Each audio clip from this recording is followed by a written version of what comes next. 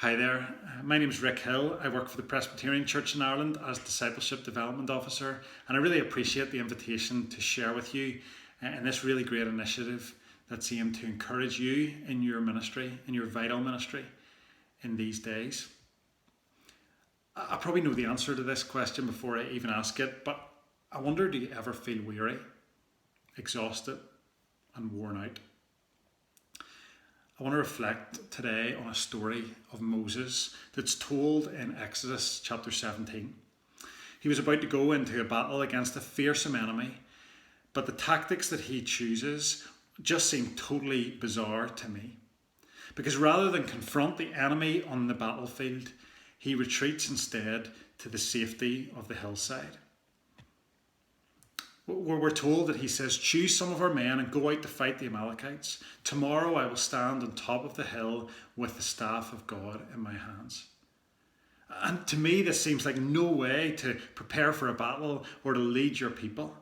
Surely you need to lead from the front, inspire the troops and command the army, but instead Moses chooses to stand on top of a mountain, quietly holding a stick in the air. I wonder if we sometimes assume that we need an army for the fight, when actually the battle is won through stillness behind the scenes and obedience in obscurity. We might think that success in the kingdom of God is all about size and strength, when actually it's founded on devotion and depth. We might be tempted to believe that God can't do much with only a few of us. But this story should be a reminder that God doesn't need big numbers to be effective or powerful armies to win the battle. It was swayed by a faithful few. As Moses stands on top of the hill and watches down on the battle, God begins to change the landscape as he holds his arms up in prayer, and as two of his friends and fellow leaders accompany him and hold up his arms alongside him. Then the story of the battle and the outcome of the battle begins to change. It was swayed by a faithful few, just 3 people who impacted the course of an entire battle, 3 people behind the scenes. How should that cause us to view our ministry and our work?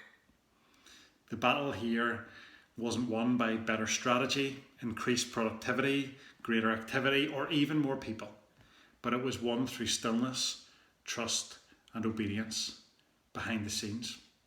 The victory came not through things that could be seen, but through those who invested in what was unseen. The hillside wasn't where the spotlight would have focused on, yet it was the focus of God. What happened up the hill impacted what took place in the valley. Where are the battles in your ministry being fought? Often they're in the shadows and not the spotlight. What we do away from the battleground really matters. Because God is more interested in our substance than our style, our depth than our breadth, our intimacy with him over our activity for him, on what's below the surface rather than what's above the surface. And yet we live in a culture, a society that obsesses about what happens above the surface. And quite frankly, if I'm honest, I find it exhausting. There are always more articles to read, more social media content to view, another news report to be consumed, fresh invitations in your inbox, and new innovations from the church up the road, aren't there? And to try to keep up can just feel exhausting. And I wonder if Moses' situation is your reality right now, when it says that Moses' hands grew tired. This great leader knew tiredness and exhaustion, and he needed help. Perhaps for you, life, ministry feels like a battle, and you're weary from the fight, tired out, worn out, burdened and weary. It's not a question of if your hands grow weary, but it's when your hands grow weary. But what a difference in this story that was made by 2 fellow leaders, 2 friends who came alongside Moses and held up his hands so that his hands remained steady until sunset. I love this. I love this because knowing the significance of the situation, these two friends held these faltering hands and failing arms up. They took the weight, they carried the burden, and it changed things. And what a picture. What a picture of weary arms being held up as they watched the battle being won. And how that would have inspired more prayer and more perseverance. For me, this should be a picture of the church. Because the church is more than a collection of individuals, but together, across denominations too, we can join our hands and aim to hold one another up in the battle. We do it slowly and steadily, through gathering together or through individual conversations, through personal relationships and through formal programs. We do it by teaching and preaching and pastoral care and prayer, but all the while we walk together, holding weak arms and lifting weary heads. And as we do, we remind ourselves of how God has worked among us in the past, and it should inspire us to more. I picked this story to share with you because I really value and appreciate the work you do. But I also know that it's so important to consider rest in this season, and real rest, not just more holidays, but learning to rest in God. I think truly resting in God won't just be about better relaxing, but about greater remembering and turning our gaze towards the one whose battle it is. Rest that can impact our core, but also change the course of our battles. Rest that helps us to remember his blessings in the midst of our battles. Rest that reminds us that we aren't the Messiah, but he is.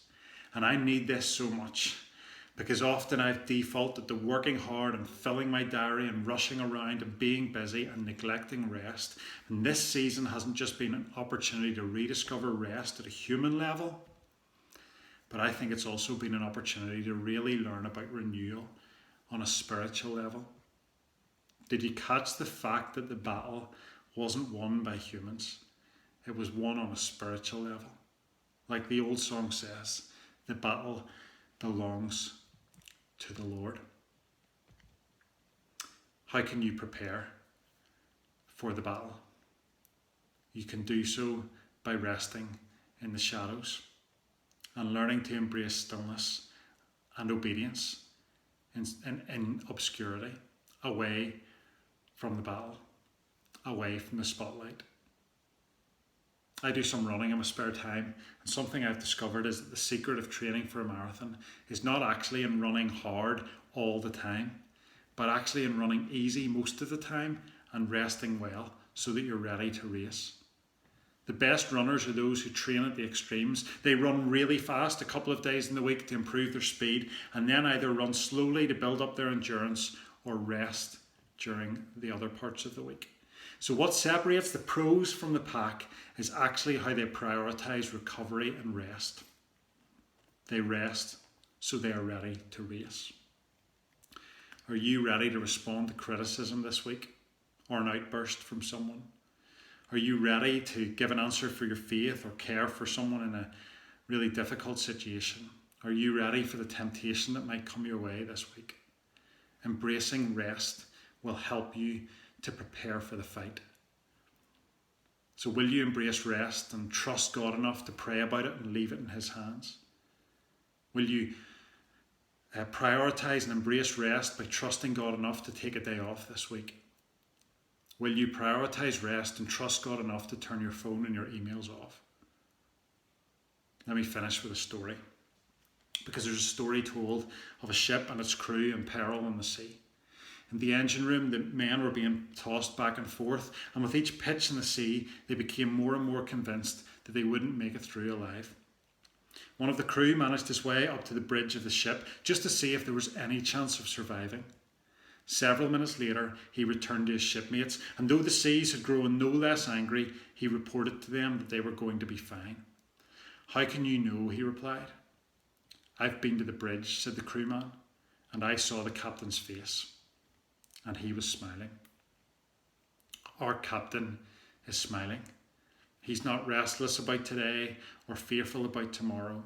He knows the future, and we can rest in his assurances, his promise, his grace, his presence, and his completed work on the cross.